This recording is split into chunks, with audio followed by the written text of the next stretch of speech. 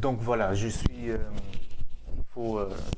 pense vraiment que vous allez avoir du mal à traiter toutes les photos. 600 photos, c'est quand même beaucoup. Euh, le Dodge and Burn, évidemment, ça ne va pas être possible. Il vous faudrait 15 jours pour jour et nuit à travailler. Donc peut-être une façon qui est peut-être un peu moins bonne, mais bon, il y a peut-être moyen d'avancer, d'automatiser les choses au maximum. Donc voilà, ici je suis parti sur la photo de départ où je l'ai développé dans Camera Raw ou dans Lightroom, n'importe quoi, et j'ai juste augmenté l'exposition. Donc je n'ai rien fait d'autre, juste augmenté l'exposition pour avoir mon sujet exposé. Donc après je suis parti de cette image, je lui ai fait une sélection. Donc là il y a plusieurs méthodes, vous faites comme vous pouvez. Donc de là, je vais essayer de supprimer ce fond, enfin en faire autrement, en essayant de garder quand même les caractéristiques. Donc là ici, je vais copier celui du fond. Le masque, ici je le garde pour plus tard, je vais en avoir besoin. Donc j'ai ici la photo du fond.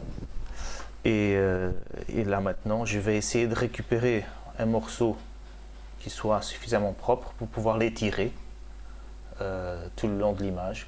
Donc pour commencer, donc, il me semble que ce rectangle-ci m'a l'air pas mal. Donc il va falloir faire ça pour chaque photo évidemment. Donc ici il y a juste quelques passages qui sont moins bons. Donc je vais faire un remplissage. Donc c'est le Shift F5. Encore ici ce petit morceau. Shift F5. Voilà, comme ça. C'est déjà mieux. On peut essayer de faire la même chose partout, mais ça va prendre. Le résultat ne sera pas top. Donc, qu'est-ce que je disais? Donc, si je partais sur ce rectangle-ci, je fais une transformation. CTRL T. Et qu'est-ce que je vais faire? Eh bien, je vais étirer tout ça. Voilà, tout simplement. Hop, je valide. Donc l'image n'est pas super comme ça. Donc qu'est-ce que je vais faire? Je vais la flouter, faire un flou de surface. D'accord. Donc je fais un flou très très fort. Donc sans rien avec. Donc, je fais un flou très très fort. Évidemment, j'ai perdu toute la texture.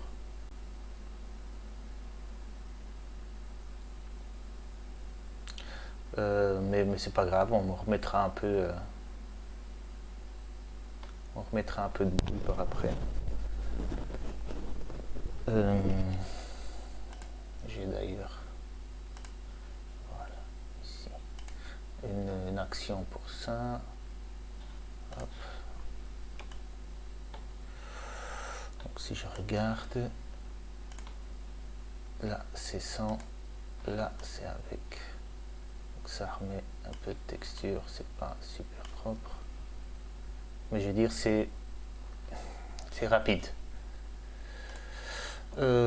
Donc à partir de là, maintenant, donc j'ai mon masque, je vais créer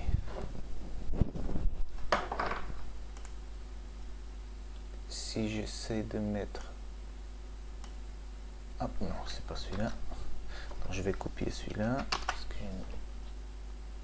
je vais le mettre en haut, je vais inverser le masque.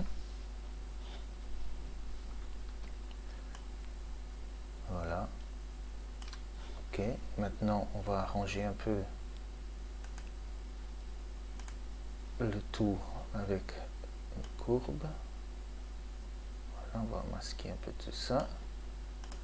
Je viens ici, je sélectionne. D'ailleurs, j'aurais dû faire le contraire. Je sélectionne mon masque. Je fais une courbe que je vais inverser d'ailleurs. Voilà, et je vais foncer tout le reste. Ok. Maintenant, je refais une autre. Non, je refais pas une autre, j'ai fait une autre courbe. Parce que vous pourrez mettre un peu de lumière là au milieu, hein, parce que bon, faut pas que ce soit un fond uni. Donc je refais une courbe qui celle-là va me servir à éclaircir un peu. Hein, donc je l'inverse. Maintenant, si je sélectionne comme ceci, pardon. Si je sélectionne, voilà, ce masque-ci, et je peins sur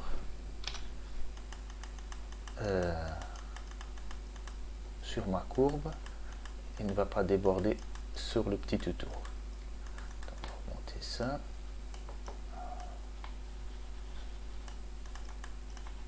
Je suis en train de... Je sais pas si vous voyez. Hop, je donne un peu de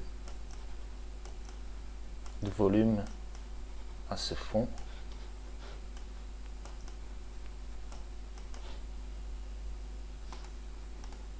Voilà, nickel. Maintenant, je vais un peu marquer le...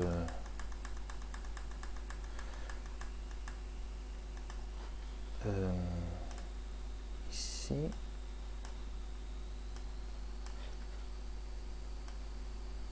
Marquer un peu la limite du fond. Voilà. Et hop. Et voici. Maintenant, c'est clair que c'est pas top, mais ça a pris bon 5 minutes. Et bon voilà. Hein. Après, évidemment, on pourrait rajouter. Ça c'est le toutou. Sur le toutou, on peut mettre un peu de vibrance. On va clipper.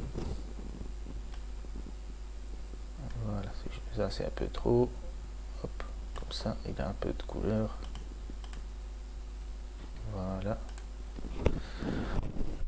Et voilà.